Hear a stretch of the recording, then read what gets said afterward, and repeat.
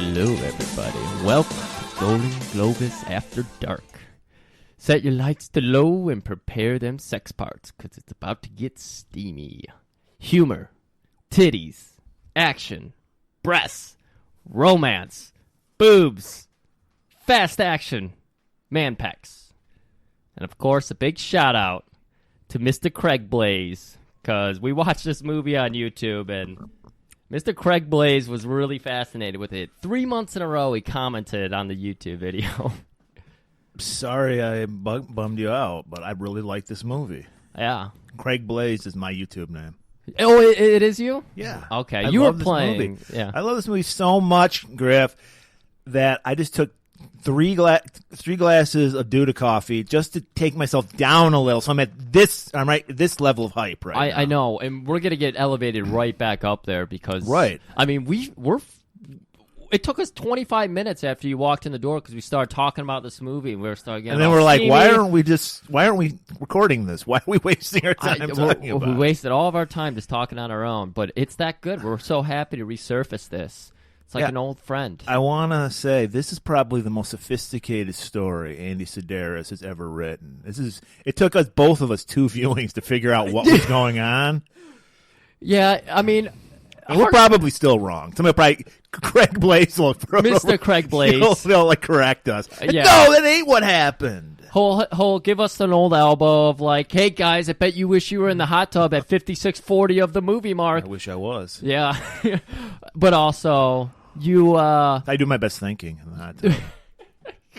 That was said, wasn't it? Yes. I wanted to do a supercut of all the cheesy one-liners in this movie. There's too many. But I wanted to write them down. I'm like, I ran out of my pencil. Ran out of lead. I know. You're just down with the nub, and you're just racing it at that point. It's fucking horrible. There's just too much. There's too many characters. There's too much story. Yeah. There's too much switching from locations. It takes 2 viewings. Yeah, it's the most sophisticated story Andy Sedaris has ever done. And you can tell he's proud of it because he put himself in the movie. Well, you can tell he knew he had a great story because it was literally. First of all, I was scared for a second because it was literally. I counted 18 minutes till we see the first boobs in this movie. Yeah. And I was like, well, Hard Ticket was literally the first minute there was boobs. And I was like, whoa, what? I mean, we were trying to reflect on Hard Ticket to Hawaii, and that's one of our favorite movies, and could not do it after seeing Picasso Trigger. It's just so much better. Well, I have to say, allegedly, according to IMDb, the guy who played Shades is in this movie. I couldn't find him. Oh, really? There was a guy I thought was him. Do you think the blonde guy? I thought that was him. It's not him. Oh, wow. So, the first person to can point who fucking Shades is gets a round of applause from me. Or they can come over to my house and take some candy out of the candy bin. So, Craig Blaze. Mr. Craig Blaze. This is your time to shine, right? he's on it. Oh, my God. Oh, shit. Well, I had a thing that I wanted to say. Oh, man. I found out that there's not just an internet movie database. There is actually an internet movie firearms database out there. Some guy did it for this movie. He went through in every scene there's a gun. He took a picture of it, explained the gun, explained how they were. I was like, why is this a thing? So the crutch gun is a real gun? Of course it is. I forget what they said about that. I think they said killing is an art form. Yes. Which, by the way, is the tagline to this movie, is killing is an art form. Killing is an art form. But he broke down like every gun. I was just like, why did someone take the time to do this? But he loves his guns. God bless him. Yeah. Oh, he had a lot to say about Travis's Luger on that boat fight. Let me know when were there any Wildy Magnums? Of course there wasn't any Wildy. I mean, Travis couldn't hit the broadside of a barn. I mean, True. LG would have had it. Very confusing, by the way, that there's another LG character. 'Cause don't we have one in great movie Texas Chainsaw 2? That was a really underrated episode. He was Very LT, and that's why I wrote originally LT because I was confused. Okay. But it's LG. Okay. I mean, I couldn't get those names right, so I was like, And I'm LG, fucked. just to let you know, I'm just going by somebody's review because I read a couple reviews just to make sure I had it right. Like, do I know how this movie, like, the story goes? So I looked it up. LG, according to this guy who wrote this review, I don't know if it's true or not, he's Travis's uncle. So there's a family tie between Travis, our main hero, and LG. They're both spies working in the same agency, and there's a lot of nepotism going on in the Andy Sedaris world because all the heroes are named something Abilene. Rowdy was Rowdy Abilene. Travis in this movie is Travis Abilene. Oh, goddamn. Okay. I don't know what connection Andy Sedaris has to that name, but there's always the main male character is something Abilene. It's just like a family of spies. I guess. Or maybe it's like a code name, like the most badass member of the agency is something Abilene. Oh, so it's like a 006 type title, 007. You get to be an Abilene when you hit the 00 level. Right. That makes perfect. Look at this. Andy Sedaris with the layers. Just the layers. I told you it's the most sophisticated Andy Sedaris movie. Easily. Yet. We haven't gotten to the other ones, but. Yeah. Are we going to cover? Do you think we're going to cover some more? Sure. I don't think we'll do them all. He's got like 12, but. Wow, he's got 12? Yeah. I thought he only did like a handful. handful. There's definitely one. I actually just ordered it because I found it cheap on some website called Seven. I think it's his first ever one because it came out in 79. We're definitely covering that one because that one looks pretty good. Okay. I'll have to watch it first, but it looks. Yeah. I mean, if they hold up to the story nonsense and action nonsense that these ones do. From the trailer, yes, it does. Yeah, because this one, everything doubles. Doubles down on characters, action, titties. One-liners. Not so much asses. You could barely... Yeah, they took away from the asses. I don't know. There wasn't much to take away from the asses before, but they really figured out a way to get the boards in there. I mean, if people are turned the wrong way, you can barely even notice. Well, Griff, we got to get into this movie, so I'm just going to get us into the trailer. So, this is the only time you're ever getting a trigger warning from us.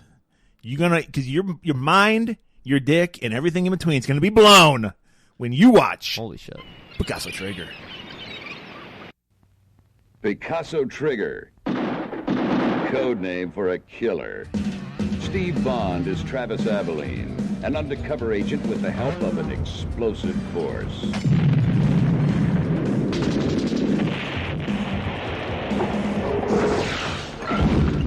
An international mystery winds through the casinos and the countryside, the beaches and the bayous. From Paris, France, to the Hawaiian Islands, the trail is hot and every body is fatally attractive.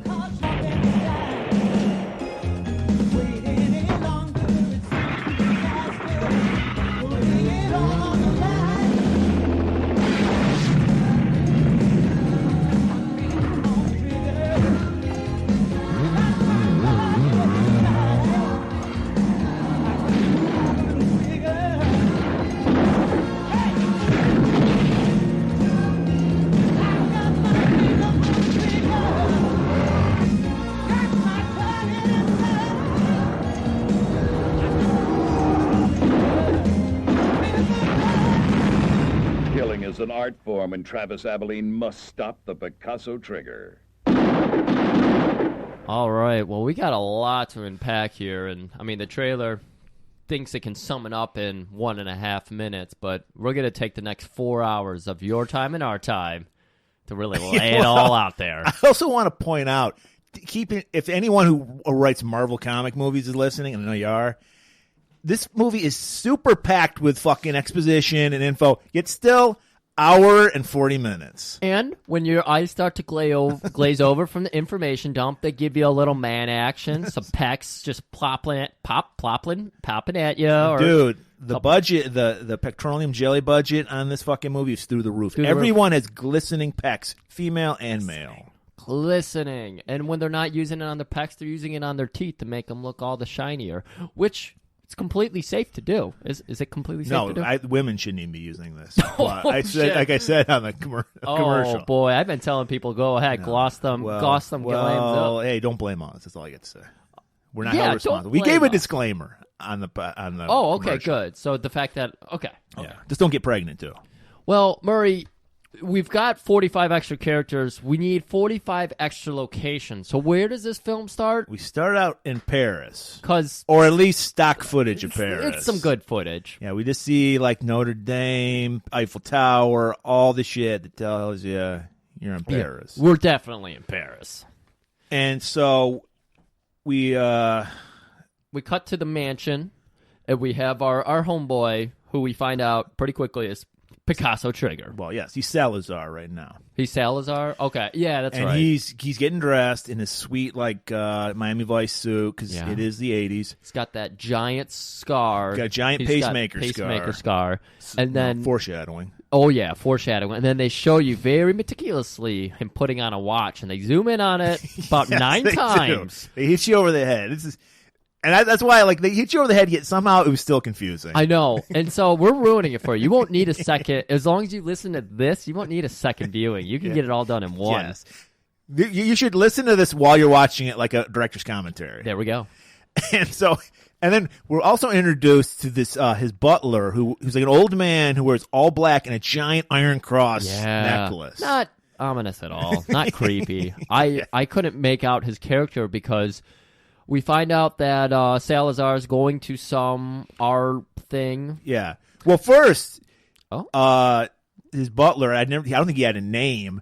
He just shows up and he's like, "Sir," he has his VHS cassette. Yeah, that's right. And he puts it on, and it's a message from our other villain, because like we said, there's 45 fucking characters. 45. Ortiz, who looks like Will Ferrell from that Blue Oyster Cult skit. Yeah. Like, he's got the perm, he's got the beard, he's got the tinted glasses. The big old tinted glasses. And he's talking, he's talking at Salazar, because it's on a VHS cassette tape. Yeah. So he's just like, "The agency, they killed my brother." And we were talking beforehand, was this the guy, the main villain from Hard Ticket? We can't even remember. No idea. But his brother got fucked over and like either killed or put in, I think he got killed. He might have been put in jail, but I think he got killed. Yeah. And he's like, "I'm going to get revenge on the agency. I'm going to kill." So this is going to be the plot of the movie. Yeah. They're getting revenge on the agency. So this is the same agency that our boy Rowdy was employed by, Yes. who's mysteriously gone in this He's on movie. another mission. He's on another mission. Of course, Donna, Trina, or whatever. her Donna name and is. Taryn are back. Girl 2, Girl 1, as I knew him. Yeah.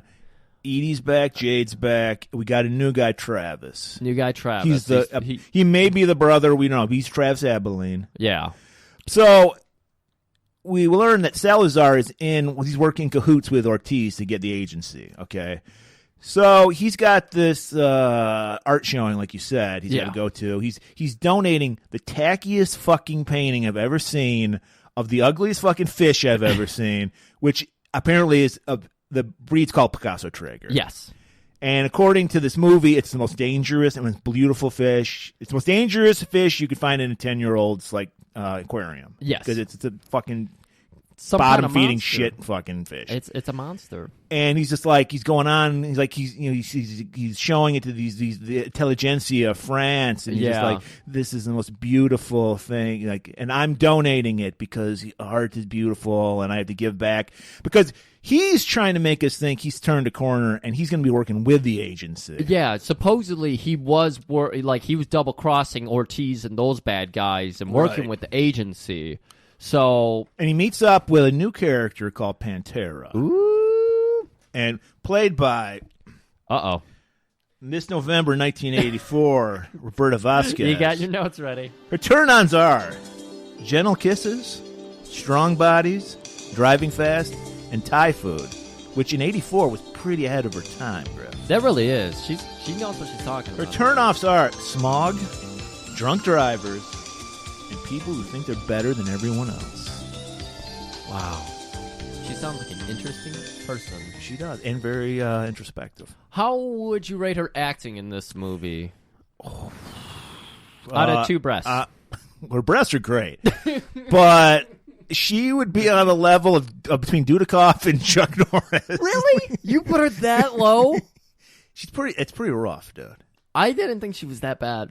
Okay. She's no Matt Damon, but she's like a Ben Affleck. You know, she gets at least a 7 from me. She gets the job done. She gets that seems sexual. Well, you're a creep. Anyways. So they're talking, and we learn that she's also for working with the agency, Yes. and she's like, I guess, the handler of Salazar, if you want to say. Agency we refer to when we refer to the good people. We just call them the agency. Yeah, well, that's what they're referring to. Exactly. I don't know. We don't know what agency. Yeah, we don't know if it's CIA. It's their own thing. It's somehow affiliated with the FBI as well, because like there's mention of the FBI along with, but they're above them. They do have badges though. There's one scene where they all start flashing their badges. Yes.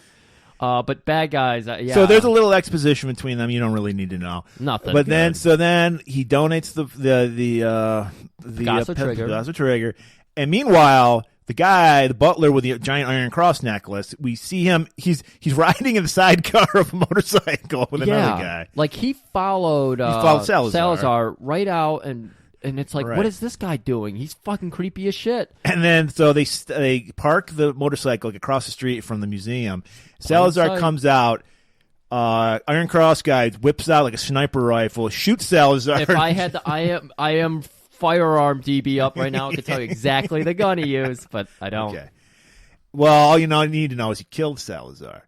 So they're like, oh snap, movie over, I guess. But there's more, Griff. There's a little bit more, right? Like another hour and a half. Yes. We're checking our boy Travis, who I think, for my money, he's an upgrade from Rowdy. I think Travis really, a lot more charisma, a lot more petroleum jelly. Well, yeah, a lot more junk in the trunk. Oh yeah, he's wearing this totally like suffocating Speedo, and he's on the Malibu Express boat that we saw actually in Hard Ticket to Hawaii, too. Yeah. And he gets a call from his uncle, LG, who's like, I'm guessing the head of the agency. I don't know. He's a higher up. Yeah, and we mentioned earlier he's like the uncle? Yes. And he's played by the great Gooch Kook. That's his name. We saw the last time we saw him. He's no stranger to Golan-Globus Theater because he was the commanding officer in American Ninja 1. Ooh. So the Gooch is back. And he's like filling him in. He's like, "Oh yes, Picasso Trigger got killed. We need you, I guess. I mean, we need you in Dallas. Yeah, we're gonna need you to get together. We're gonna start a plan because shit's happening. So already we've been to Paris. We've been to Malibu, Hawaii. I guess, Hawaii. Yeah. We've been Texas, and now we're going to Vegas. We got to jump over to Vegas, and where we. Usually the first time you're watching this, you're fucking confused. But don't worry. Griff and Tim are going to guide you through it. We'll hold your hand. We'll guide you through it. Exactly.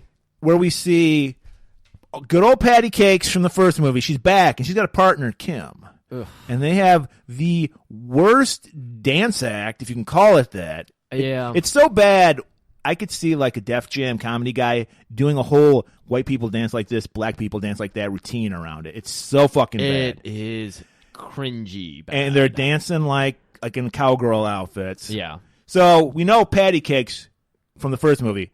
We're introduced to Kim, played by Miss May 1982. Kim with a Y. Kim with a Malin. Y. Her turn-ons are being naked on a fur in front of a fireplace. Wow. With a good bottle of wine and her favorite man.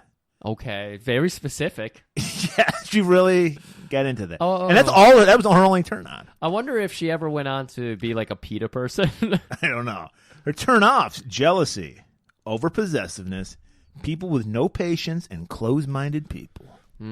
The fireplace and the patience go one and one. I mean, that's just Zen talk right there. So they're doing their awful dance routine. Awful. And who's watching? Why, it's our buddy Chavo and Glenn. Chavo and Glenn. Who are like henchmen for a character, because like I said, there's a million characters in the movie. Million. Mr. Patterson, who is a white slave trader and snuff film enthusiast. Yeah. Was that the guy with the super deep sweater? Maybe, I don't remember. He's only in one scene, he gets killed.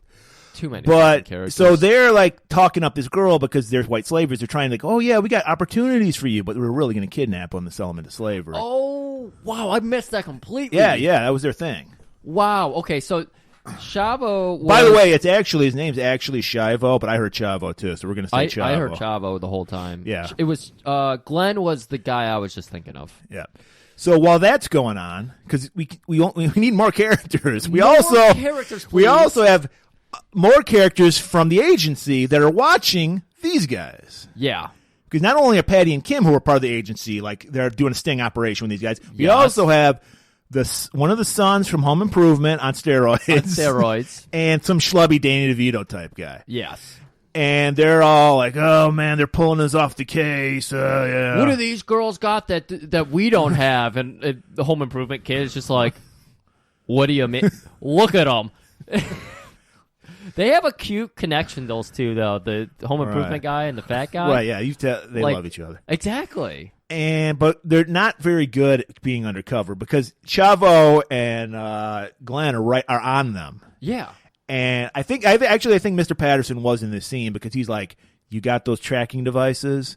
And he's like, "Yeah, put them on these flowers right here." He just did it through phone. Okay. He phoned them in. And so these guys are like, "Well, we got to go back to fucking up like L.A. or wherever the fuck. Yeah. We're getting called in. We're letting the agency, like the badass, sexy people take over." Exactly. So they get, and I love how there's a scene because they have this piece of shit car, and they have to have because the reason they have a piece of shit car is getting blown up later, and they don't want to blow up a nice car. Yeah. So they're like, "Oh, the agency even gives us this shitty car." I know. So a woman comes up from the bar, Glenn had paid her off, and he's like, "Hey, give those two boys, these flowers for being so, cooperative or whatever." So they pin these she pins on with a tracking device. Yep, and then they go on their merry way, and so they're just going to drive back to LA. And they specifically say we're going to take the back roads, right? Back roads, since the agency didn't even bother to give us a good car. So they're out of the back roads. All of a sudden, a helicopter comes out of nowhere. Oh man! And of course, bad shit's gonna happen. Yeah. So Chavo or Glenn, I don't remember which, is in the helicopter. Yeah. And does he shoot a bazooka at him or something? It's supposed to be a bazooka. Okay. And Brad, I think that was his name in Home Improvement. He's like, "You got to pull over, man. They got a rocket launcher," or probably said bazooka. And so fat guy is like, "Oh, I don't know where to park." And it's like, "We're in the middle of the desert. Park anywhere." So they pull over. He gets out a little handgun, and then the rocket launcher in question looks like a flamethrower.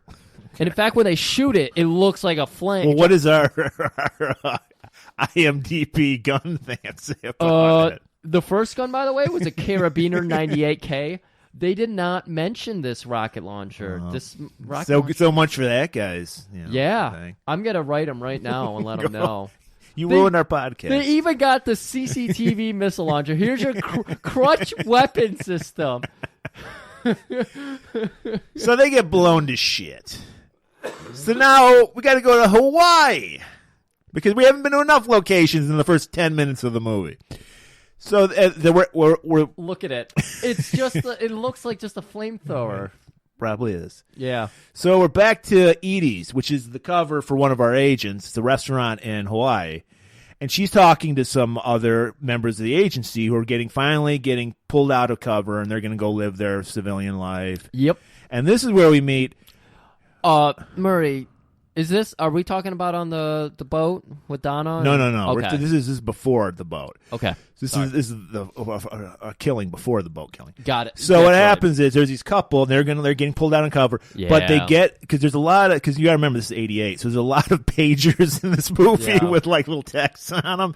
So they get a text because Ortiz is orchestrating all of this. His whole plan is to kill every agency member that fucked over his brother. Yeah. So this character, who I thought was our man Shades, our favorite character from Hard Tickets to Hawaii, I don't think it is. It is not him. I thought it was him. I can't recognize him because he's not wearing shades. Okay. I liked these two. Ow. Yeah, I didn't write their names down because there were way too many fucking Clayton names. And something else. Okay, I was just gonna say not Shades and Chachi because the other guy looked like Scott Baio from Happy Days. He did.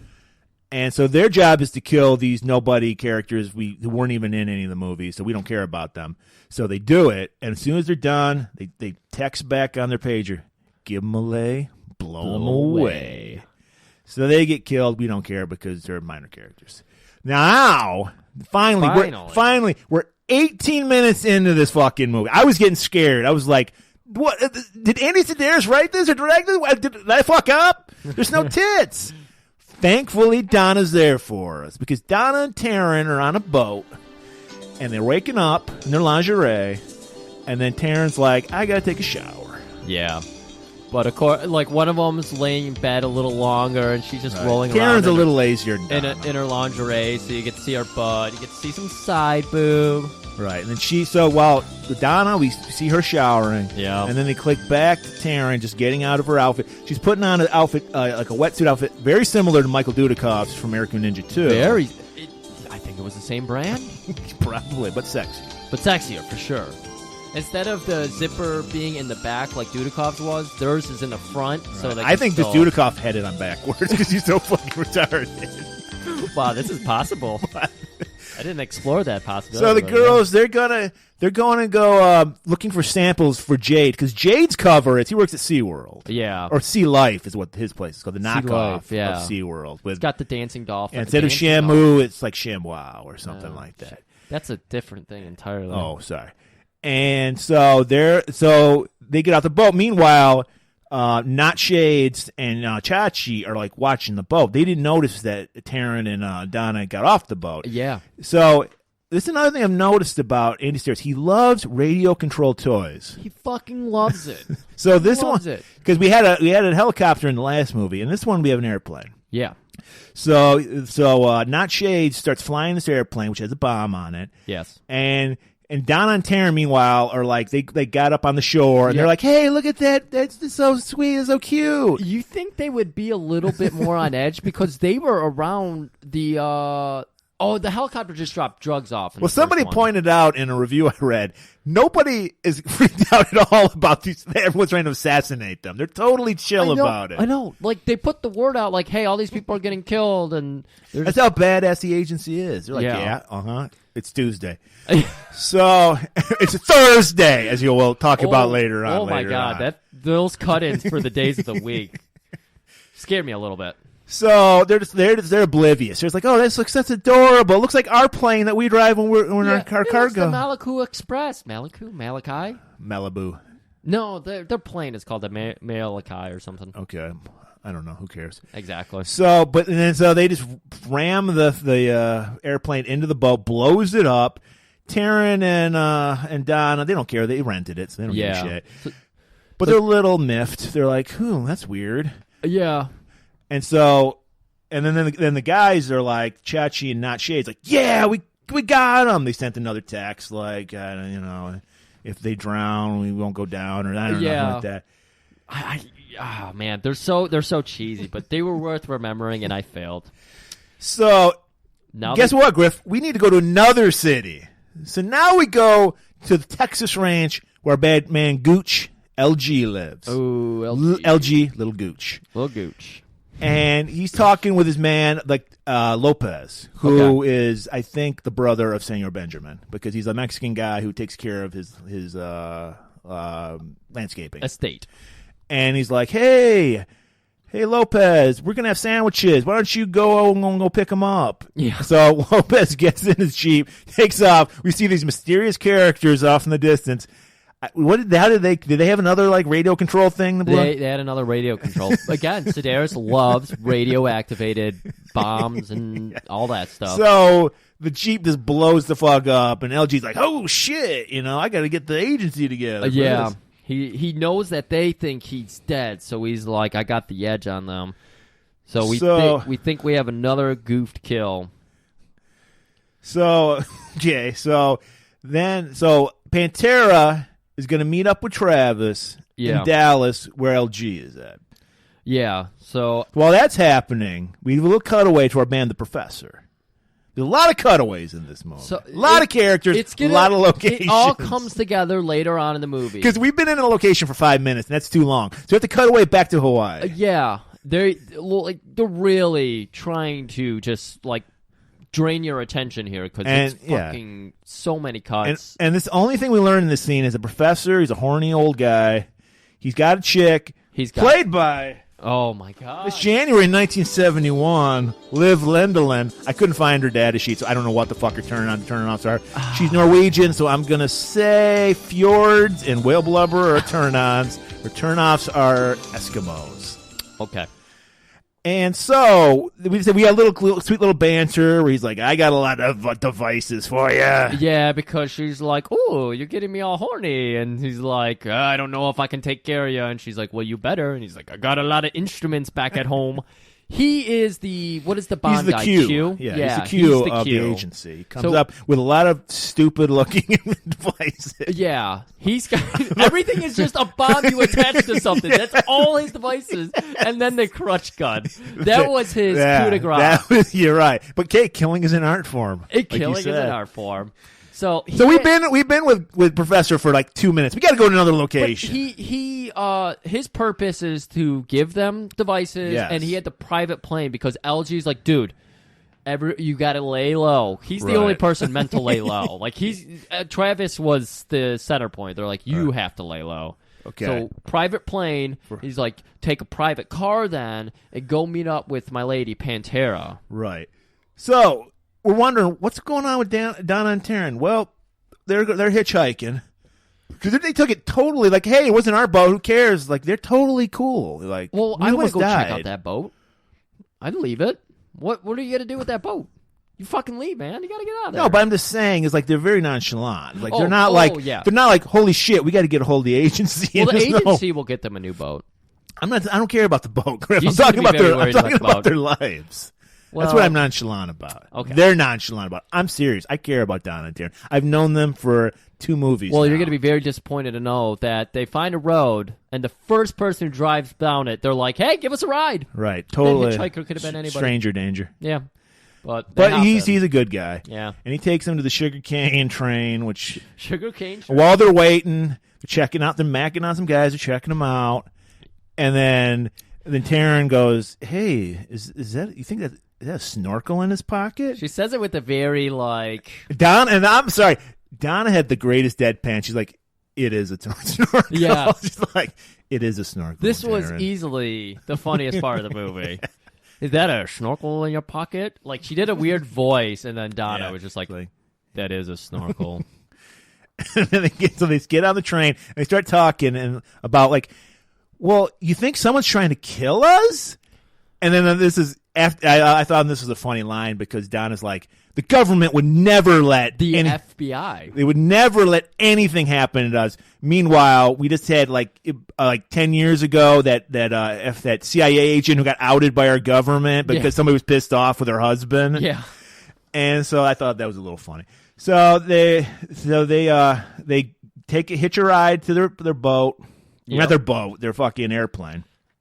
And they're gonna go back to Malibu, I believe. Yeah, I thought everything's in Molokai. That's what I always thought. Yeah, exactly. I think they fly over to Molokai. So while that's going on, we cut to Jade. We got to go to another fucking location. Oh, so our man Jade. For a second, I thought he'd cut his hair, and I was fucking really upset. Yes, because he's got that sweet scorpion tail. Right, but don't worry, guys. He still has the black scorpion tail, but it's on the side now. So it was like. From the direction we saw him, it was on the opposite side. Yeah. So I was like, holy shit, he cut his hair. No, it's still there. It's still beautiful. It's still long. And his cover is he's running like SeaWorld. Yes. And he's wearing a leather outfit. Was it leather? Yes. He has leather pants and a leather shirt with no sleeves and his shirts are always open to the navel. Always. I thought it was like a janitor or like construction person, like the onesie kind of outfit where you coveralls. It could have been, but it looked like it was leather. Yes, it looked leather. And then of course it's just open. There's not even a zipper anymore. He just cuts a giant V down just below the just above where the fun. And so he goes to his office, which is some like. It was a cool office. Well, yeah, it had one wall was just the aquarium. It's underground, so you see like the tank. It was pretty cool. And there's probably a Picasso trigger floating there somewhere. There might have been. And he checks in with the girls. Yeah, it's like come back here because I guess he's already on Molokai.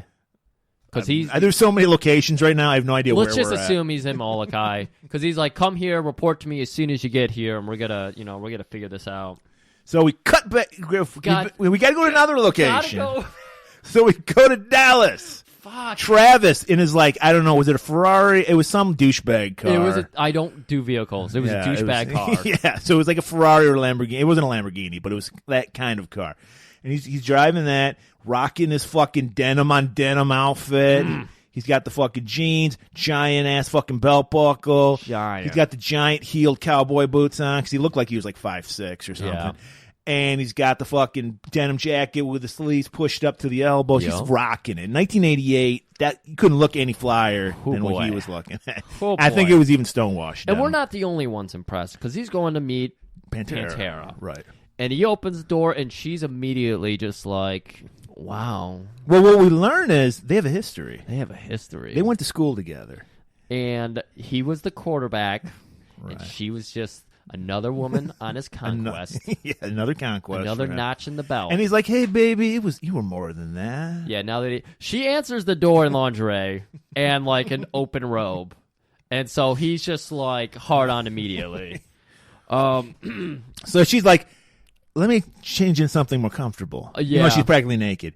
And he's like, "All right, I'll just stay back here with your cats." So, of course, the cats... Well, I also want to point out, before she does that, they make the comment, this fucking place is tacky as shit. It's Donald Trump tacky. Yes. And he's like, "Oh, my God, this is so elegant. This must have cost like a fortune." She's like, Yeah. "Well, there are some benefits to being a spy." Your you know? house is wall-to-wall money. That was what he said.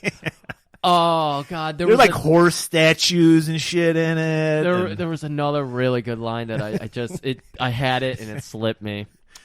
But of course, you know, she changes it. She's still got the lingerie on. She just she's got bustier, like a Madonna bustier. Yeah. And she's wearing jeans with like holes all through them. just torn to shreds. Ass is hanging out of it Right. and everything. And of course, he's like, "Hey, this cat likes me," and she's like, "This cat's a good judge of character." And, you know, I like whoever it likes. And he's like, "This cat's crazy about me." So she's like, "All right, cowboy, let's get on the road." And he tries to walk her back to the bedroom. And she's like, the Not front yet. door's Yeah. this way. Travis is so So great. thankfully, we're not going to go anywhere else right now, just to a bar. We're in the same city, but we're another different location. We're going to a country western bar. This was I think this was the time when line dancing was just getting big. So we don't have any line dancing, but we get some country dancing. Yeah. I think Travis had bigger heels in his cowboy boots than Pantera had. Oh, yeah. But they're doing their white people dance. Yeah, just kind of like a little shoulder shimmy with a little hip wig. Got the fucking both their chests are drenched in sweat for some reason. Oh, boy. Oh, yeah. And they start talking again about old times. Old times. And he's like, "You know, I always thought you were great. You were the one for me. Yeah. But you went out with that other guy." Yeah, she was like, "What made you leave?" And or she's saying like, "Well, I was joking around about how Travis Rowdy wanted to marry me, and you just said whatever, have fun." And he was like, "That did it? That pissed you off?" She's like, He's playing hard to get with her. She didn't get it. And he was just like, "You know, that's not my style." So she's like, "I do know that." They take some long swigs of their beer. They've already had 14. They're like, "I know." Well, while that's going on, in the background, we see some mysterious. We see Charlie Daniels from Charlie Daniels Band, and a guy with a mullet and a mustache who looked like a total meth addict, Dude. And they're like lurking and watching. So we're like, Meth addict or method actor? maybe both. And if you're really paying attention, they were at the airport when Pantera Yes, they flew were. in. They so were. like, what's going on with that? The layers again. If you watch this movie twice, you're gonna be like, "Wait a minute, what's going?" Anyways, So they go back and they just get the fucking. I think. I don't think there's no preamble about it. they There's don't even like- turn the lights on. They don't bother to make sure And the cat's I just okay. want to say, look, we hired a Playboy playmate. This is a sex scene. There is no nudity in this sex scene. Oh no! It's No, tasteful. he was totally covering her tits at all times. Yeah, and I'm he like, was. wait, I thought she was hired because I guess you're right. She got hired for her acting because she does not get naked in this movie, and I wanted to see her naked. It's very close. I mean, like we mentioned, the ass the jeans were basically Yeah, falling he on grabs the right, you know. he like pulls them up a little bit. I don't know, but yeah, apparently she didn't want to get naked. Like they put her in all kinds of Pantera. uncomfortable looking outfits, but yeah, she doesn't get naked. Yeah, but he still fucks her. Andy Sedaris must not have paid her enough. Right. So yeah, he's probably like, "Babe, it's your first movie. You got to get naked. I don't have to pay you." But she sticks to her guns and doesn't. So now, next morning, we're staying in Texas, everybody. Don't worry. Yes. We're pretty much done with all the quick cuts. Thank the fucking maker. Yes. Andy Sedaris. We have all the cast in place now. Yeah, we've done the character, so we're going to go through, like, the sugarcane train. It's going to be nice and smooth. So this is where they're going to do a rendezvous with LG. Yes. At a place called the Big Pine Lodge. Yep, Big Pine Lodge in uncertain Texas. In uncertain Texas. So they're doing some more exposition. They talk about how Salazar is killed. Everyone's trying to assassinate the people from the agency. Yes. What are we going to do? Meanwhile, Charlie Daniels in the background watching. Yep, and crazy mullet guy. And Travis, being the expert he catches on. He's like, I don't like those guys. Oh, yeah. He Devil noticed went down them to at the Georgia. bar, but not enough. He didn't notice that they were trailing He was blinded yet. by Pantera's tits, and now that he's fucked her, he's like, he's cool. That's now. a good point. His mind's clear again. He's super zen right now. His dick is like Wonder Woman's lasso. He pulled some truth out of that puss, too. Great metaphor. Thank you. So he's like, look, Pantera, you go hide. Me and LG got some man business to do. We're taking care of this. Yeah. So they lure these guys away. Their plan is terrible. Well, they happen to be on a river. So they go, hey, there's a boat here. Let's just take it. Yeah. So they get in this boat. Then Charlie Daniels and them steal a boat from a family. Both of them stole boats because there was just boats just happened to be there. All of them stole boats. It's like in the movie where you keep your car keys in your visor on your car, which no one does. But these people left their keys in their boats, so they kind of deserved it when you think about it. Oh, look at that! I already have the guns pulled up for the ones on the boat. We got a nice Winchester model. We get a very slow speed boat chase. They're like it looked like maybe this was in Florida because it looked like the Everglades. Like they're going. They did say it was the bayou. Well, then okay. But it's go on. Okay. So we get a slow speed chase, and as true as of all Abilenes, Travis can't shoot straight. So he's like trying to kill these guys. That is an ongoing joke. Yes. He's missing left and right. And LG's like, what the fuck's wrong with you? You know? And he's like, I can't shoot straight. Yeah. And meanwhile, Pantera knows they're going to need her. So she like hijacks like a pontoon boat. And she somehow, because she must know the area because she gets ahead of them. Yeah. And so fucking Travis is just wasting bullets, not hitting anything. He's got a Luger. And Pantera sets up camp.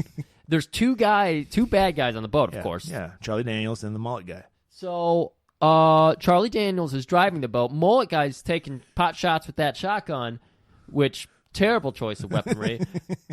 Pantera whips out an Armalite AR-7. I got them all right here. It's the Internet Movie Firearm Database, man. It's a thing, and I'm going to use it. So it's kind of like a sniper rifle. You got to put it together. Yeah. So she's just taking her time because, she had it in her purse. She takes it all apart, puts it all together. And then she blows away a mullet guy. Yeah. And then LG's like, God damn it, you drive and I'll shoot. LG with first shot kills Charlie Daniels. One shot. And then I think that boat doesn't blow up, does it? Oh, no, I don't think that one did.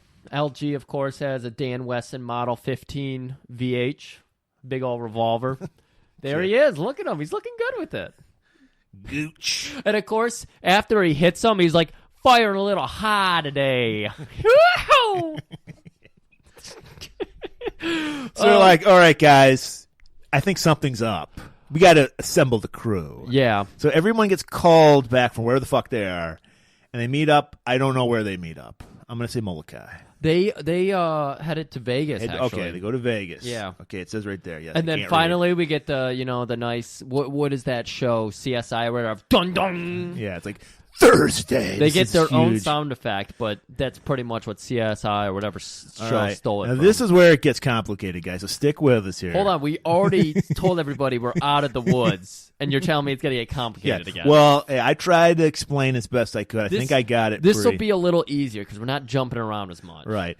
So we get the whole slideshow of pictures of all the the people involved with this crime syndicate. Yeah. He explains look, Ortiz is behind all this. He killed Salazar. He tried to kill us because, we killed his brother or put him in jail. And now he's going to go after these witnesses. He must be in jail then because his brother's in jail because they're going to go after the witnesses to his trial, his brother's trial. Okay, so he's alive. And so they're like, shit. And they're going to do it on Monday. So they're like, well, shit, we got to do something. So they break it down. Everyone's got their role. So now Edie and Jade's girlfriend's Edie, who runs the restaurant in Molokai. Mm-hmm. Their job is to take out Toshi, the money launderer of the group, played by who, Griff? Golan-Globus favorite. Don't know his name. Dennis Alexia or something like that. I kind of remember it. Of course, you guys know him from our Kickboxer episode as Greaseball Eric Sloan. Okay. And then the girls, Kim and Patty, their job is to take out Patterson, who we met earlier, the white slaver. White slaver, yep.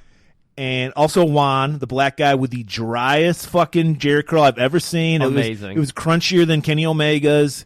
Get some activator on that shit stat. I loved him. We were talking about him before we recorded because it's like his role is very quiet throughout the whole movie. You'll notice him in the second viewing. Speaks quietly and carries a big stick or whatever that saying is. Yeah.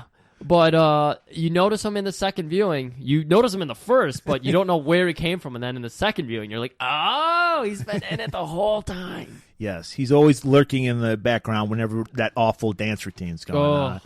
Well, he probably doesn't want to watch it because it's fucking terrible. Yes, it is.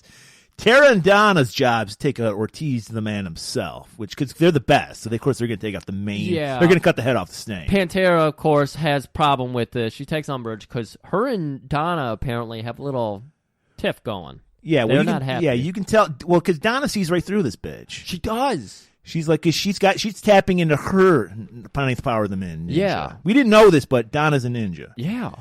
And so she knows something up. And fucking Travis has got boob goggles on. He doesn't know. He's thinking about how we can get these two in a threesome. Right. He's like, I got to calm these two down so I can bang both of them at the same time.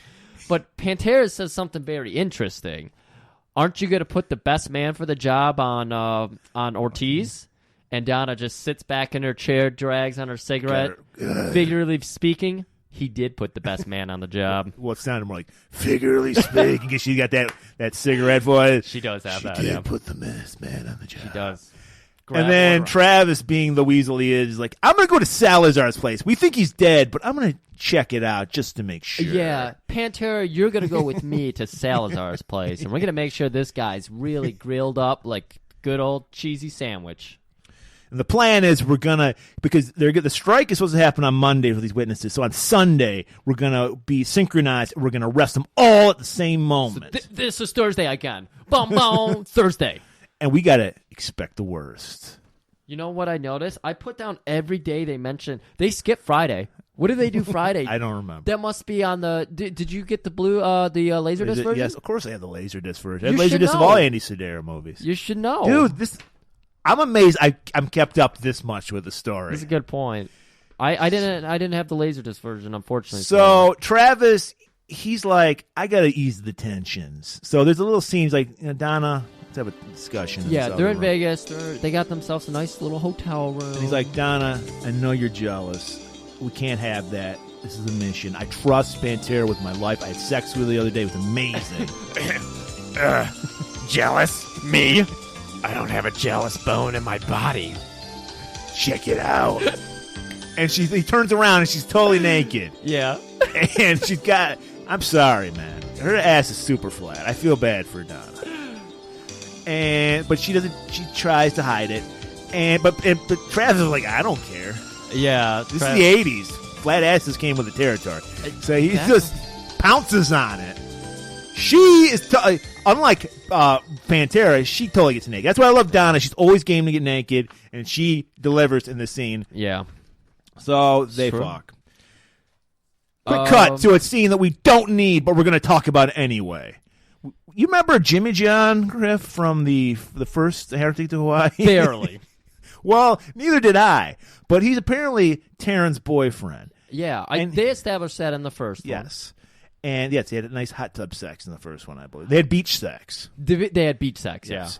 And he is in a golf competition for reasons. with the man himself. People, if you ever want to wonder what the man Andy Sedaris looked like, he is in this. He's doing like Alfred Hitchcock. Yeah. He's doing a little cameo appearance.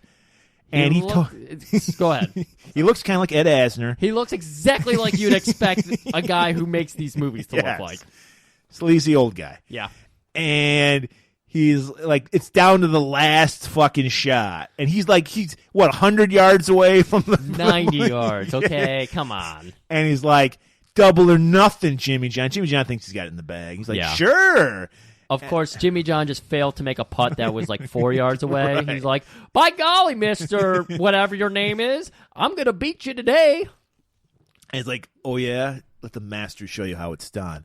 And he just lightly taps it. It goes fucking 100 yards. 90 yards, I'm sorry. Right into the hole. He's got enough time after striking the ball to sit back with a cigar, take a nice long He does a drag couple off push-ups. He's Yeah. like, jumping jacks. And then he's like, ha-ha, you owe me whatever, how much money he owes you. So he gets his ass out of that, but then he's kind, so he's like, hey, here's a C note, take that cute lady over Yeah, there. because Taryn is watching. Taryn, yeah. And she's like, hey, I got a hole you can fill or something like that. Yeah, do you want to putt around? That probably is a real joke. That was what they said. Oh, Do you okay. want to putt around? I don't remember. I how actually liked remember my that joke one. about filling a hole better. That was better. You want to take it to the back nine? So while that's going on, we got to go to. We've been everywhere on planet Earth, so we have to go up to the sky, Griff. We got to go to the sky now. We're in a jet with Donna and Travis. Tiny little private jet. And Travis, he's into it now. He's all into this case. He's looking at these pictures. He's like, hey, wait a minute. He's looking at a picture of the assassination because somebody was taking pictures of it. You're skipping ahead a little bit. His mind wasn't clear yet. All he's thinking about is Pantera. He needs to get his mind off Pantera so he can think on the case. The only way he can do that is to join the Mile High Club. But of course, Griff, we're 7 miles up. How do you suppose we'll do that? 7 miles up. We'll just do it 7 times, baby. Whoa! And they go to fucking again. so then we, they're fucking. This is what I was so worried we didn't have any nudity until the 18-minute mark, and they're just bombarding us with sex scenes after this. Even while they're having sex, they cut away to Taryn having sex in the hot tub, which Right. Mr. Cool Blaze, or whatever his name, Craig Blaze, he was really into that scene. It's very short. She just gets naked and climbs in the hot tub. Is like, how will I ever help you? Okay, so you're right. So Travis's mind's clear. The fog is gone. And he's studying these pictures. And because somebody, thankfully, took pictures of the assassination happening. And he's like, wait a minute. Wait a minute. You got to get the watch in there, though. Donna reaches across to light a cigarette, and she's got a watch with a lighter in it. Because spice. So it's amazing how they hit you over the head with how simplistic this plot is, yet we still couldn't figure it out. Like, I noticed that my first viewing, and I was like, what relevance does that have? And then I was like, because he goes, aha! Yeah. And he looks at Salazar's watch in the assassination pictures. It's on the wrong wrist. Yup. How does he know what wrist fucking Salazar They have uses? before and after pictures. Oh, do they? Apparently. I don't know why. Well, was there like a video feed of it? I don't know. I don't fucking know. It doesn't make sense still. So they're like, Donna, of course. We don't. Then they don't go. They don't explain it further than that. So they got to go to the professor to get their gear because it's D-Day. This is back on. This is probably Friday. So what's happening on Friday? This could be. This is probably Friday. Right. So they're back on Molokai because I believe Professor's on Molokai. Yes. And pretty much everybody meets up. Most everybody meets up here. But I think it was just Donna and yeah, Tara, that makes Travis. a lot of sense. And he's like, let me show you what I made for you This guys. is the Bond scene where he's like laying out all the sweet new devices. And he's like, I know how much Taryn loves radio-controlled controlled cars. I know how she's an RC head. So I made this little thing for it. And it's just a fucking radio-controlled dune buggy with a bomb on it. Right. And they're like, wow, how do you think of that? And like, that's not all. How do you think that? He's like, check this baby out. He's got a boomerang, and he just glues on a bomb on the boomerang. That's it. And goes, boomerang. Is that what he said? I don't know. I assumed he would say something like that. Oh. And they're like, wow, that's amazing. He's like, that's not all. Oh. Let me show you this crutch I made. Or is it a crutch? No, it's not. I thought he Willy Wonka'd his way out, and everyone was like, "Oh, is there something wrong with Could you? have. What happened?" And then he does the flip. Hoo-yah! Ta-da! The hardware and whatever. So it's a crutch / gun / radiation detector. Yeah, it's got a little calculator. Yeah, it's literally a calculator. It's a solar calculator, so you got to wait for the sun to hit it a little bit before it's got enough power. Right. But yeah, we figure out later that you can actually. Well, don't spoil it. Okay. Okay. Oh, That's good like, call. That's the climax of the movie. Whew. So we got our gear. We're ready. Saturday. Everyone's getting into position. Everyone's where they need to be. I mean, we skipped out on a little fucking, but that's okay. Oh yeah, Jade and Edie fucked. Jade and Edie fucked. And then Professor said the classic line, "Killing is an art form." Because he's like, "Professor, these are so amazing. Killing is an art form." So now, cut to Saturday. Everyone in position. Down on Taryn are on the beach watching Ortiz because he always does a walk on the beach every day at the exact same time. Yeah. With his bodyguards. And then Jade and Edie are posing as people for the telephone company. So smart. So, they want to be inconspicuous. So Jade's like, okay, I'm going to wear one of those like jumpsuits they wear, rip the sleeves off, and have it a button all the way down to my navel. Once again, a lot of his outfits are just like those coveralls, just one thing that you step into, but then he just leaves them very open. It's like they somehow very tight, get very baggy at the same time. I don't know how that happens. Yeah, it's weird. And his chest is all oiled up because he probably just buys a women's size and I don't know. So their plan is hide this Uzi behind this potted plant outside of Toshi, the money launderer's so smart office. So they meet up. First of all, they go into the office of Toshi. They bump into. It's, of course, 15 stories up. That won't come into question anytime later. Nothing suspicious about that. Yeah. And they meet our man, fucking Eric Sloan from Kickboxer. They barge into his house. Yes. Well, they're like, hey, we're from the telephone company. You can't stop us. Telephone company here. Open the door. He's like, there's nothing wrong with my telephones. Well, there's a lot of static on here. I don't. That's what his henchman said. Eric Sloan was just playing it cool, just like eyeballing him. And there's going to be a nice picture of Eric Sloan coming out one of these days. So don't worry about that. I got you covered. One of his henchmen looks like Brock Lesnar to me. Who did you say it looked like? Troy Matthews or that guy? Clay Matthews? Trey Matthews on the Green Bay Packers. And because he's got like a ponytail, but he's like a big, stocky, huge muscle dude wearing a karate gi. White belt, though, so he ain't shit. This day they weren't wearing the karate gi. They weren't? Yeah. Okay. This was Friday. This is Saturday. That's his Sunday outfit? That's his Sunday outfit. That's the picture I put up on Instagram today. So they're like, well, we'll be back on Sunday then. We can't do anything today. Yeah. We'll be back on Sunday. Will you be here? Of course. Of course. I live here. My favorite part, they bust in the door. They're all the henchmen are standing there looking at the front door. Eric is sitting at a desk staring at the front door. This is a house? Why are they sitting in the foyer? They live in their office building. Staring. And it was an office building. It was a fucking office building. They had a desk and everything.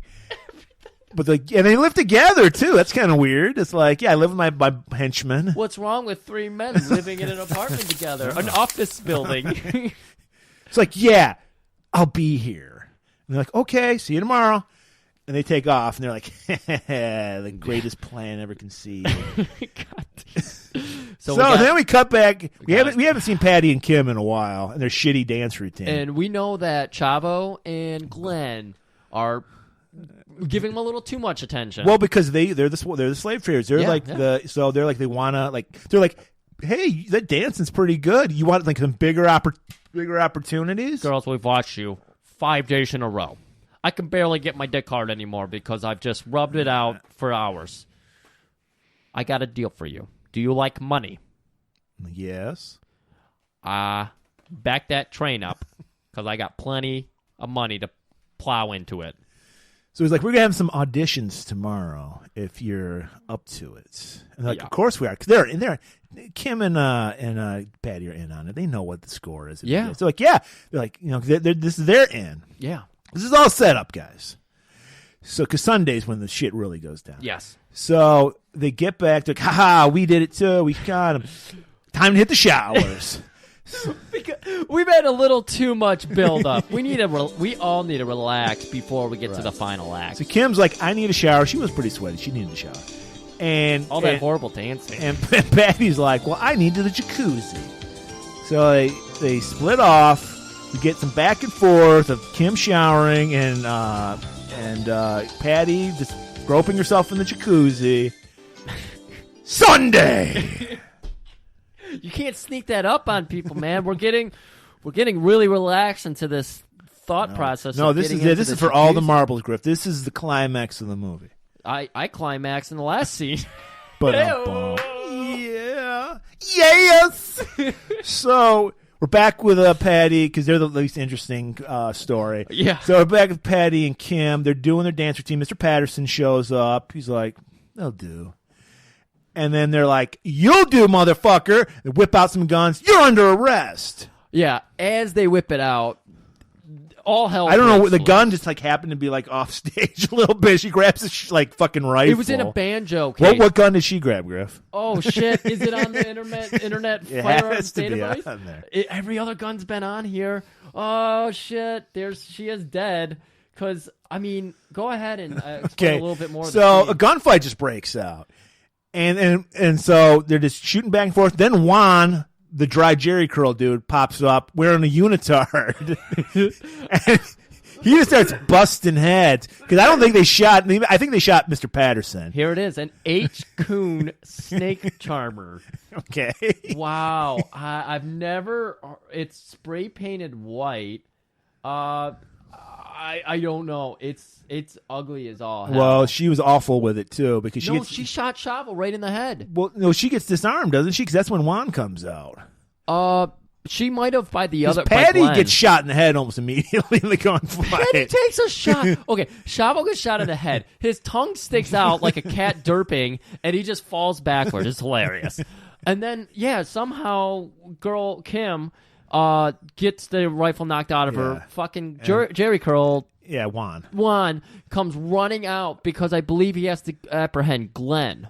Okay. Because Glenn shoots fucking Patty square in the head. No, she got grazed, Griff. But we'll learn later on. We think she got shot in the head. Yeah, she did get shot in the head.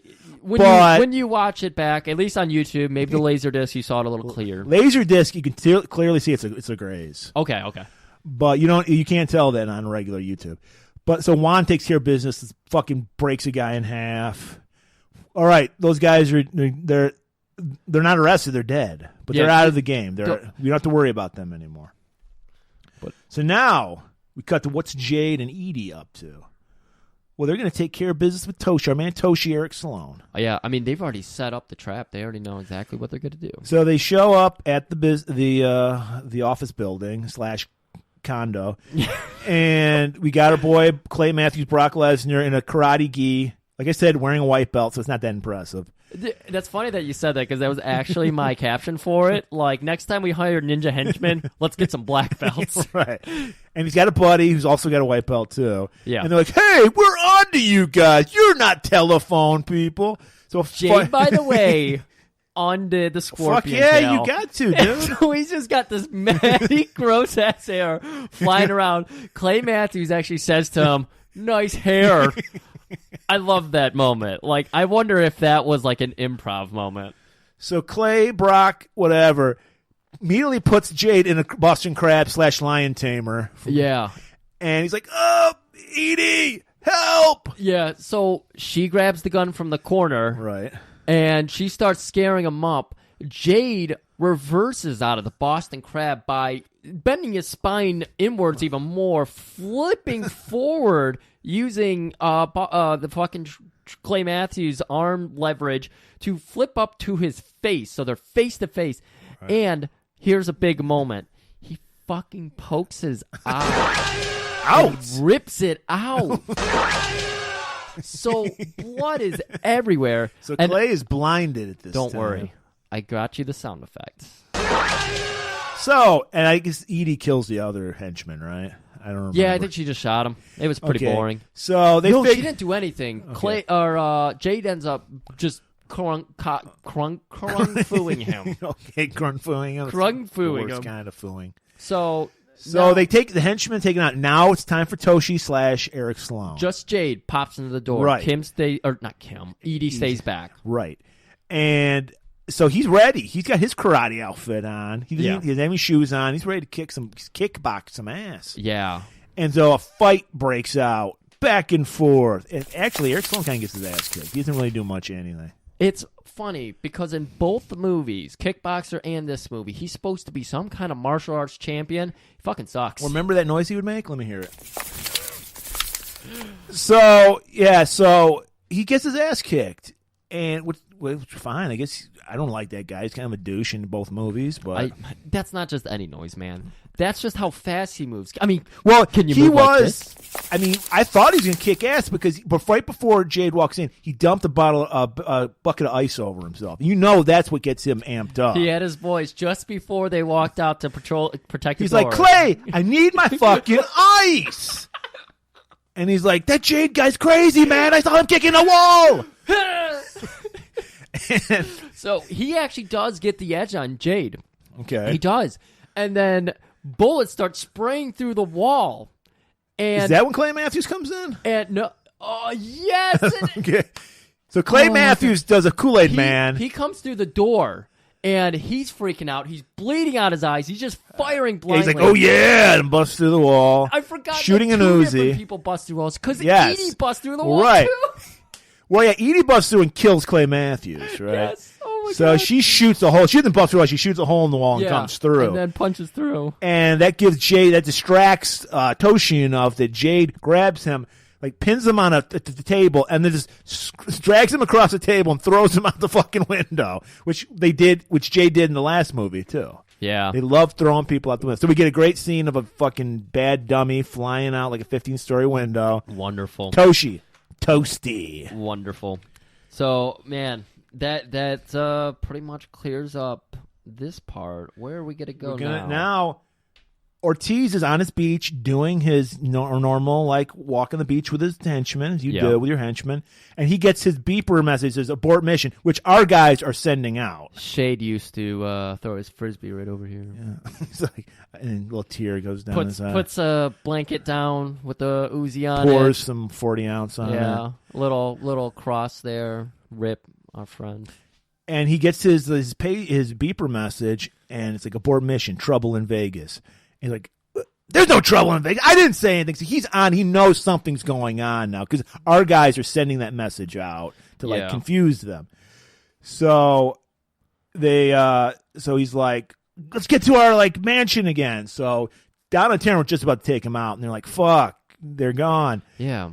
Now, is this where? Because there's a scene we might have not even put it in the notes. Can't remember, but there's a dirt bike scene. Is that now? Yeah, they because there's not Shade and Chachi. Ortiz it's like two different guys. Ortiz heads back to straight back to the house or something, and then the two henchmen go elsewhere. I think they see Don and Terra. Yeah, they see them. They hop on dirt bikes, and they're like, "Oh shit, they're onto us." Yeah, so there's a chase with dirt bikes. So not Shades and Chachi are chasing them. And then they I think they get ahead of Taryn and Don. I think Taryn and Don hide, and they get ahead of them. Yeah. And they're looking around, and then Taryn, I believe, just shoots Chachi. He just gets shot. Yeah. And then because she's got a giant rifle on her bike. And then I don't remember which one. It was Don or Taryn. But one of them remembers good old boomerang. Well, they split off. Okay. And so it's like Donna must have done it because I know Taryn goes to the mansion. Donna goes back to Donna goes down to the beach because she Okay. gets our harpoon and everything ready. Right. She's the master of the harpoon. Down there. And for whatever reason, Ortiz is still down there.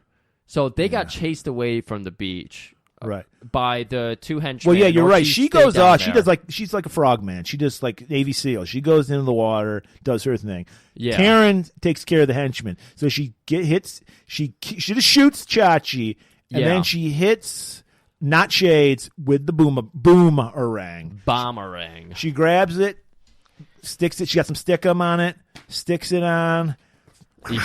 Which, first of all, isn't this like the dumbest thing? Because what if it doesn't hit what you're trying to hit? It comes back to you then. Oh, okay. I was jumping ahead of it. Yeah.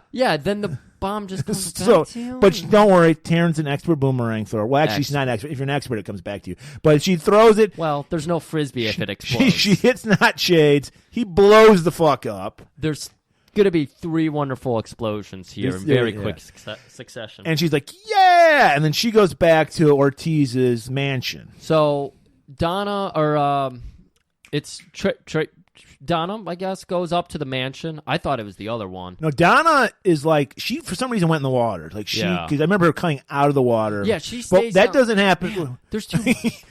But before Donna, we're still with Taryn. Because Taryn goes up to the mansion where Ortiz is hiding. You are right. And his henchmen, they all got their tank tops and Zubas on. They got Uzis. Oh, man. And they're like on the alert. They're buff as fuck, like barely wearing clothes. So she pulls out the trusty RC Doom buggy with the bomb on it. Because the guy noticed and started taking shots at her. And so she was like, well, I can't show my face again. And she's like, oh, wait. I got it. So fortunately, the front of the house is like one of those Japanese buildings where it's like paper walls. Yep. And there happens to just be a surfboard that's laying right at the perfect angle. Perfect. You know, all my childhood experiences with ramps and RC cars, my RC car was never strong enough to go up the ramp, or if it did, it just you didn't have the over. professor working on your RC. This is true. So she's like, perfect. And she has the little Doom buggy go right up the surfboard, right through the fucking paper wall. That close-up of the car crashing through the wall is my favorite thing ever. And it's like, boom, it explodes. But it doesn't kill anybody. It just gets people sooty like you see in a cartoon. Yeah. And while that's going on, Ortiz on a motorbike just boom, like a rebel yell, gives a rebel yell. Yep. Ah! Flies out of the fucking house. Just reminded me of Red Brown flying out of that fucking van on his little motorbike. And he just takes off. But Taryn's okay because she knows Donna's got that unlocked. Yeah. So she's like, I'll take care of the rest of these guys. Yeah. So she kills one of the guys. A guy gets a draw on her and shoots her. Yeah, that's and you're right. like, holy shit, this is for real. Taryn might be dead, man. Because she took it right to the, Did you notice there was a scene, because they really telegraph everything. There's a scene where she zips her, because her tits are always out, Yeah. and she zips it up to cover everything up. And Yeah. you're like, that was strange. Wonder if that had anything to do with the movie. Yeah. And fortunately, guys, she's got some Kevlar. She's got some bulletproof armor on underneath. So she doesn't die, but she plays possum, turns around, shoots the guy, kills him. So now Donna, master of the harpoons, exploding harpoons. She comes out of the water. Right. She, has her harpoon ready and everything. But Ortiz shows up, and he's got he's got a beat on her. So he's got his Uzi, which is too inaccurate, and he's always got those horrible glasses on, and he's got that fro covering his eye, so he can't hit her for shit. He's Abilene style shooting. He's just all over the place. Yeah, but he's got that motorbike right next to him, and Donna's just like, well, he's hiding behind it. Yeah. So she shoots that harpoon, and of course, it's an explosive harpoon. Well, first of all, it's not just a harpoon, dude. It's like a fucking pitchfork. It's got like 4 prongs on it and a bomb. They do a nice close up so you can see how crazy. And she hits them. Boom! Another fucking dirt bike goes to hell. So clearly, Ortiz was our bad guy. We're done. Yeah, we're done. We're done. Over. But wait, guys, remember what Travis and Pantera were up to? They were at Salazar's place. Oh, they were just gonna make sure that nothing happened. Nothing happened. Whatever that means. So clearly nothing happens. So they have a drink and the credits roll. Well, no, Griff. There's more. And by the way, guys, we're just at an hour 30. So much shit has happened in this movie. Learn, people who write movies now, this is how you write a fucking movie. Okay? And it's even better because they're so confusing, you have to see the movie twice. So you get people to see your movie twice, and it's only an hour 30. Yeah.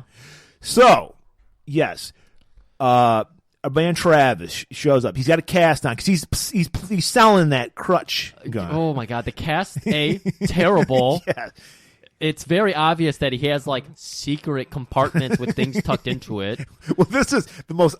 We'll get into it in a minute, but it's the most unsmoothest scene at all. Horrible. So he's like hobbling into the place. He doesn't know how to use a crutch at all. He meets Pantera. Pantera, of course, is very worried. What happened to you? Grab my ass and kiss me like you like to.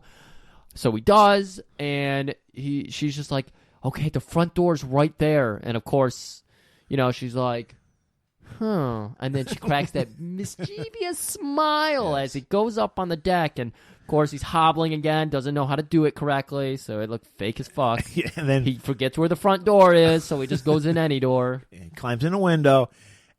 Who the fuck? It's Salazar! I thought he was dead! So there's a nice little seat there, and Travis sits on it, and he throws the crutch across his leg, and then not nonchalantly. He's like, Picasso Trigger, why about you monologue for a little bit and tell me what all your plan was? Yeah. While I do some non-suspicious stuff here. Yeah, so he starts tinkering around with his crutch. He pulls the end, He's like the rubber slowly, end obviously off of it. preparing this crutch gun. Yeah. Well, but it fools Picasso Trigger because he's like telling everything. He's like the most genius plan of all. Yeah. I had you guys take out my competition. At this point, we learned that LG knew that he wasn't actually supposed to die. That was like a double-double. No, LG did not know, but the plan was he didn't want, for some reason he didn't want to kill LG, but he wanted to make it seem like somebody wanted to kill LG. LG figured it out at that point. No, LG figured it out, but it wasn't. Yeah. It kind of sounded like you said LG was in cahoots. No, LG's not in cahoots, but LG figured it out at some point. There's too much, so we didn't. Whatever. Yeah. So he's explaining. He's like, "Yeah, I was never working with you guys. Yeah, I'm just like the Picasso Trigger, the most deadliest fish on the planet. It rips out the guts of its enemies." And while he's doing that, Travis is like basically, "Hold on a second." He's like putting this together. He's loading up a bunch of stuff, but first he puts a laser pointer on him. Yeah, and it clicks. And it doesn't make Picasso Trigger at all suspicious. There's a laser pointer on him, and he's still telling his plan. Yeah, because Travis tells him, boy, there's a lot of radiation. He looks down at his calculator on the crutch, and he's like, there's a lot of radiation in this room. And what he's actually more than your pacemaker says. What he's actually doing is grabbing like the trace of his pacemaker. Right. It took me forever to figure this out. No, what I think is happening is for some reason that the closed caption camera that Salazar has, that's emitting radiation, I think is what it was. And that's what he was picking up on. Because what happens is he's finally at this point, he's finished the monologuing. Travis has the gun prepared, got the laser pointer on him, pulls the trigger, and then his bulletproof shield, like a 4x4 screen of bulletproof glass comes down from the ceiling and gets shot. And then a rocket shoots off this like closed caption camera that Salazar has. Yep. And then a rocket blows up the chair he was sitting on too, which luckily he fell out of. Travis leaps away, doesn't get shot. But that gives Salazar a chance to get away. Yeah, so he just runs out the back door, and it's looking bad for Travis because all these explosions happening, and then, in all the smoke and everything, Pantera comes up, and he turns that crutch gun and takes a shot, but of course he misses. Well, he always does. Well, right, but he was just like, it was pure reaction. He didn't mean to shoot. No, it was pure right. reaction. And he's just like, oh, man, I'm sorry, I didn't mean to hit you. Thank God I can't hit anything. So Pantera, of course, still, playing it cool. We know about that mischievous smile. Travis don't. Or does he? So she's smoozing up to him. And she's like, I was just so worried about you, Travis. Let's fuck right now. I was thinking about you back when you were a quarterback and how you would get the ball hiked to you, and I just want to bend over So- and take it. And But of course, Travis, being the horn dog he is, even though the major catch has gotten away, he's like, I could fuck I here in got a few 5 minutes. minutes. Yeah, I can do this. So in the midst of the hug, Whoosh, pulls out switchblade. and just about to stab it, and I went, "Good." And you look down, oh shit, there's a harpoon right through the heart of Pantera. And there's Donna. And she's like, I knew that bitch was full of shit. And he's like, Yeah.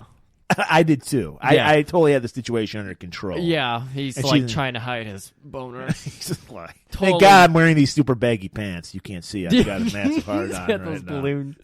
He's got totally cinched at the waist, but Yeah. baggy down below. Hey, he's just paying honor to respect the shades. That's what he wore. So now we've got Pantera dead, double crossing, Hussey. They're like, well, how do we get Salazar now? Where'd he go? Where did he go? So they run to the beach. And there's no like a shed or some shit that's like there, and then it just like it explodes, and like Salazar on a hovercraft comes Yeah, out. they get down there. There's just a guy in a helmet on a hovercraft A taking motorcycle off. helmet. Fortunately, there's a jet ski hanging out. Both watercraft is just conveniently littered about this movie. Yeah, so Travis is like, well, I can't shoot straight, but I can drive a fucking jet ski. Yeah. Or can he? Because he just got to like go and zoom around him. Yeah. Kind of, I guess he pens him in, and misses the guy like a million fucking times with his like gun. usual. And then Salazar, what's he pull out? Like it's an Uzi? I think he just had an Uzi. It was probably an Uzi. And he's got the drop on our man Travis. Travis jumped off the jet ski, so he's in the water. So but close. no, our girl Donna, she's got it on lock. Got one more harpoon missile Yep. gun. Shoots the hovercraft. Boom! Another giant explosion. Salazar is gone. So that's it. Picasso trigger, Salazar. Yeah, all dead. done. Well, Well, they have a little like exposition talk where we finally we realize what he was talking about on the plane with the watch. oh. He's like, yeah, that was an actor who looked exactly like he's Yeah. just some poor guy who got shot. I figured it out because we all know Salazar always puts his watch on his left arm. This guy had it on his right wrist. Yeah. And she's like, wow, that's crazy. But it sounds right. Yeah. So next, we cut back to Salazar's mansion. Oh my God, Iron Cross guy is back. The old guy with the Iron Cross necklace. Yeah. Who doesn't talk. And he walks into the. Does he have something? I forget what I thought he had something to give. We find out there's another Salazar. This is the third Salazar of the movie. He's alive, and I think he gives. I think the Iron Cross guy's just packing shit up for them to leave, and Yeah. he's done. And Salazar is like, "Fuck you," and just shoots the fucking Iron Cross guy. And Yeah. kills him. He notices Pantera dead, and he's like, "Meh, oh well." And then he's just like, "I'm getting out of here." So he shoots Iron Cross guy, and somehow- he steps out on his balcony. Yeah, he's just gonna leave. Yeah. And then somehow Travis's like spider sense is tingling. He's like, I sense there's another Salazar out here. Yeah. And so he's like, what we learned is that the whole calculator on the crutch gun was a locking mechanism Yeah. on the unique radiation that Salazar's pacemaker emits. Yep. I also love do you think they went so far as that all of the imposters had to get pacemakers too? He talked to the real Salazar in that moment. Okay. So he didn't know he killed a fake. I forget how they figure out. Like, I think they just look up at the house again. And Go, he oh shit! sees- There's another Salazar. They see like another person. They're like, what the fuck?